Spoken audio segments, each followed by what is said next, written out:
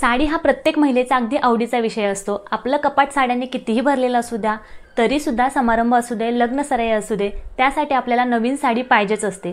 आपण किती जरी चांगली साडी घातलेली असू द्या, पण समोरच्या महिलेने कोणती साडी घातली याकडे प्रत्येक महिलेचं लक्ष हे जातच। यावरून साडी हा महिलांचा किती जिव्हाळ्याचा विषय आहे, किती आवडीचा विषय आहे हे आपल्याला समजतं।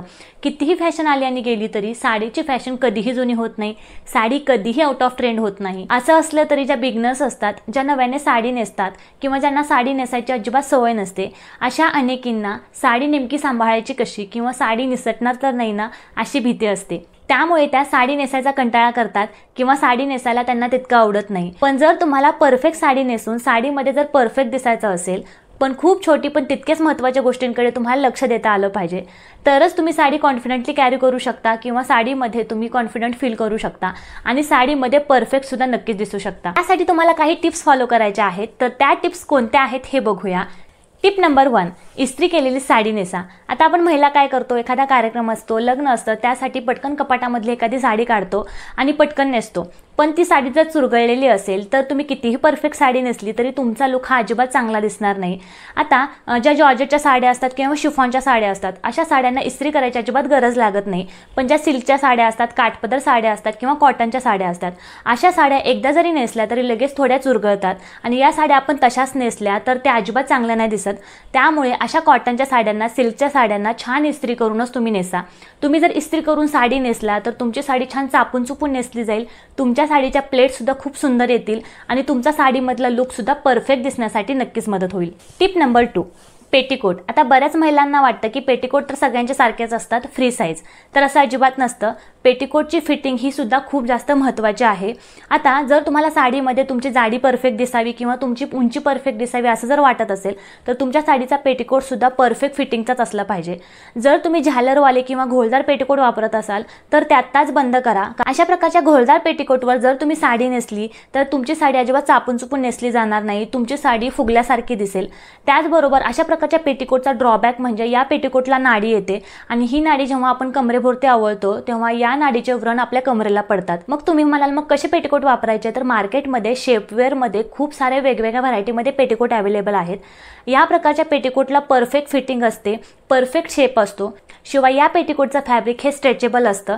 या पेटीकोटला साईडने कट सुद्धा दिलेला असतो, त्यामुळे या पेटीकोटवर जर तुम्ही साडी नेसली तर तुमची साडी ही छान चापून चुपून नेसली जाते। तुम्ही साडी छान कॅरी सुद्धा करू शकता आणि तुमचा साडीमधला ओव्हरऑल लुक हा स्लिम ट्रिम दिसण्यासाठी सुद्धा तुम्हाला नक्कीच मदत होते। त्यामुळे तुम्ही अशा प्रकारचे पेटीकोट यूज करायचे आहेत। आता पेटीकोटच्या बाबतीत दुसरी टिप म्हणजे तुम्ही पेटीकोटच्या रंगाकडे लक्ष देणं सुद्धा तितकंच महत्त्वाचं आहे। म्हणजेच काय, जर तुमची साडी सी थ्रू असेल म्हणजे थोडीशी ट्रान्सपरंट असेल, अशा वेळी पेटीकोट चूज करताना तुमच्या साडीचा जो रंग आहे त्याच रंगाचा पेटीकोट तुम्ही निवडायचा आहे। कारण काय होतं, अशा प्रकारे जर तुम्ही साडीच्या रंगाचा पेटीकोट निवडला तर तुमच्या साडीला छान ग्रेसफुल लुक मिळण्यासाठी मदत होते। त्याचबरोबर जर तुम्ही काठपदर साडी नेसणार असाल तर काठपदर साडीमध्ये काही वेळा काय होतं, काठांचा रंग वेगळा असतो आणि साडीचा रंग वेगळा असतो। अशा वेळी तुम्ही काय करायचं आहे, तुमच्या काठांचा जो रंग आहे त्या रंगाचा तुम्ही पेटीकोट निवडायचा आहे।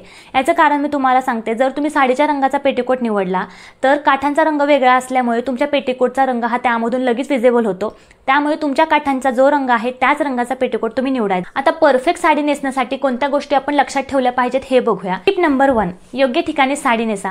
साडीमधला आपला लुक सुंदर दिसण्यासाठी साडी योग्य ठिकाणी नेसणं खूप जास्त महत्त्वाचं आहे।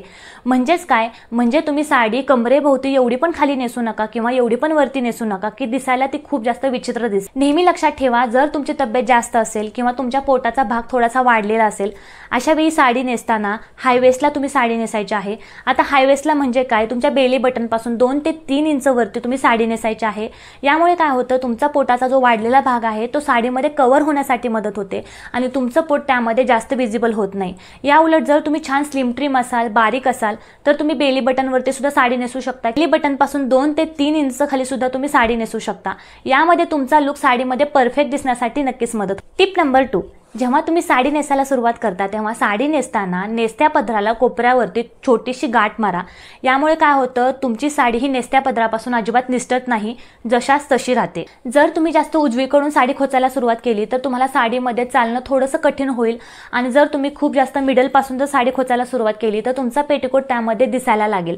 आता साडी खोचायला नेमकी कुठून सुरुवात करायची, आपल्या ब्लाऊजचा जो प्रिन्स कट असतो त्या प्रिन्स कट पासून खाली सरळ रेषेमध्ये आपण साडी नेसायला किंवा खोचायला सुरुवात करायची आहे। यामुळे तुमची साडी ही परफेक्टली खोचली जाईल आणि तुमचा साडीमधला लुक हा छान दिसण्यासाठी मदत होईल। ते छान खोचून झाल्यानंतर नेहमी लक्षात ठेवा, निर्या करण्याच्या आधी तुम्ही साडीचा पदर काढायचा आहे। यामुळे काय होतं, तुम्हाला पदर किती हवा आहे, किती लांब हवा आहे हे समजतं। पण जर तुम्ही पदर काढायच्या आधी जर निर्या घालायला लागलात तर तुमच्या निर्या तुम्हाला किती रुंद हव्या आहेत किंवा किती निर्या तुम्हाला घालायच्या आहेत हे समजणार नाही। त्यामुळे निर्या काढायच्या आधी तुम्ही साडीचा पदर काढायला अजिबात विसरू नका। आता पदर काढताना पदर नेमका किती लांब ठेवावा हे अनेकींना समजत नाही, तर पदर काढताना तुमच्या लवणीपासून थोडंसं खाली आणि तुमच्या पोटरीपासून थोडंसं वरती एवढ्या लांबीचा तुम्ही पदर काढायचा आहे। पुढची महत्त्वाची गोष्ट म्हणजे जेव्हा तुम्ही छान पिनअप करता तेव्हा पिनअप करताना बऱ्याच महिला काय करतात, खांद्याच्या एकदम वरती या ठिकाणी पिन लावतात। तर असं अजिबात करायचं नाही। जर तुम्ही खांद्याच्या एकदम एक्झॅक्टली वरती पिन लावली तर तुमचा पदर हा सतत पुढे येत राहील आणि ते दिसायला अजिबात चांगलं दिसत नाही। तर तुम्ही जेव्हा पिनअप करता, मग ते सिंगल पिन करू द्या किंवा साडीच्या प्लेट्स करून तुम्ही पिनअप करत असाल, तर पिन करताना मागच्या बाजूला पिन करायचे आहे। यामुळे तुमच्या साडीचा पदर सतत पुढे येणार नाही। मी बऱ्याच महिलांना बघितलेलं आहे, त्या काय करतात, पुढच्या बाजूने अशा प्रकारे बॉक्स पिन करतात। तर ही बॉक्स पिनची fashion he out of trend झालेली आहे। शिवाय अशा प्रकारे जर तुम्ही बॉक्स पिन केली तर तुमची अपर बॉडी थोडीशी मोठी दिसते, थोडीशी हेवी दिसते।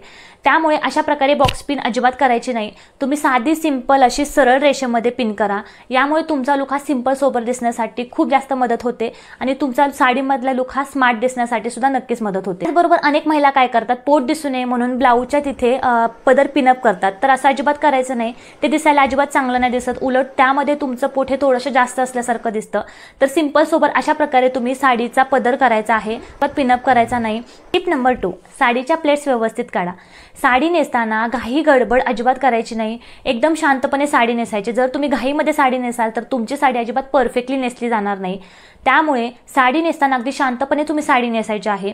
आता साडीच्या जेव्हा तुम्ही प्लेट्स करता तेव्हा खूप जास्त छोट्या छोट्या प्लेट्स अजिबात करायच्या नाही। स्पेशली जर तुम्ही जास्त हेवी वेटच्या असाल तर साडीच्या प्लेट्स करताना थोड्याशा रुंद प्लेट्स करायच्या आहेत।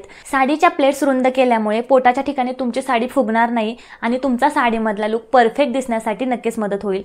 टिप नंबर 3, साडी छान पिनअप करा। मी बऱ्याच महिलांना बोलताना ऐकलेलं आहे की मला साडी नेसण्यासाठी फक्त एक पिन लागते, एका पिनमध्ये माझी साडी नेसून होते। तर अशा महिलांच्या धाडसाचं खरंच कौतुक केलं पाहिजे। पण मी तर तुम्हाला म्हणेल, ज्या ठिकाणी तुम्हाला पिनअप करण्याची गरज लागत आहे, पिन लावायची गरज लागत आहे, त्या ठिकाणी तुम्ही छान साडी पिनअप करा। यामुळे काय होतं, तुमची साडी निसटण्याची भीती राहत नाही किंवा तुम्ही कॉन्फिडेंटली साडी छान कॅरी करू शकता। तुम्हाला गरज लागेल जसं की खांद्याच्या तिथे असेल, या ठिकाणी पिन लावायची असेल किंवा निर्यांच्या तिथे असेल, जिथे तुम्हाला पिन लावायची गरज वाटते त्या ठिकाणी तुम्ही छान साडी पिनअप करा। टिप नंबर 4, योग्य ठिकाणीच निर्या खोचा। आता बऱ्याच महिलांना समजत नाही की नक्की डाव्या बाजूला निर्या खोचायच्या की उजव्या बाजूला निर्या खोचायच्या। तर तुमचं जे बेली बटन आहे त्या बेली बटनच्या एक्झॅक्टली खाली येऊन तुम्ही निर्या खोचायच्या आहेत। यामुळे काय होईल, तुमचा साडीमधला लुक हा परफेक्ट दिसण्यासाठी। टिप नंबर 5, ही लास्ट टिप आहे पण तेवढीच महत्त्वाची आहे। नेहमी लक्षात ठेवा, जेव्हा तुम्ही साडी नेसायला सुरुवात करता तेव्हा तुम्ही जे फुटवेअर घालणार आहात ते आधी तुमच्या पायामध्ये घाला आणि नंतरच साडी नेसायला सुरुवात करा। यामुळे काय होईल, तुम्हाला साडी नेमकी जमिनीपासून किती अंतरावर ठेवायची आहे हे समजेल। पण जर तुम्ही फुटवेअर न घालता साडी नेसली आणि नंतर फुटवेअर घातले तर तुमच्या साडीची उंची ही कमी दिसेल आणि तुमची साडी जमिनीपासून थोडीशी अलगद तरंगत असल्यासारखी दिसेल। त्यामुळे तुम्ही आधी फुटवेअर पायामध्ये घालायचे आहेत आणि मगच साडी नेसायची आहे। फुटवेअर घालून जर तुम्ही साडी नेसला तर तुमच्या साडीची उंची एक्झॅक्टली किती ठेवायची आहे हे तुम्हाला समजेल। आजचा हा व्हिडिओ तुम्हाला कसा वाटला हे कमेंट करून नक्की सांगा। लाईक करा आणि सबस्क्राइब करायला अजिबात विसरू नका। अजून मी कोणत्या विषयावरती व्हिडिओ बनवेत असं जर तुम्हाला वाटत असेल तेही मला कमेंटमध्ये नक्की सांगा। पुढच्या वेळी त्या विषयावरती व्हिडिओ मी नक्कीच घेऊन येईल। आजपुरतं एवढंच, पुढच्या व्हिडिओमध्ये भेटूया अजून एका नवीन विषयासह। तोपर्यंत थँक्यू।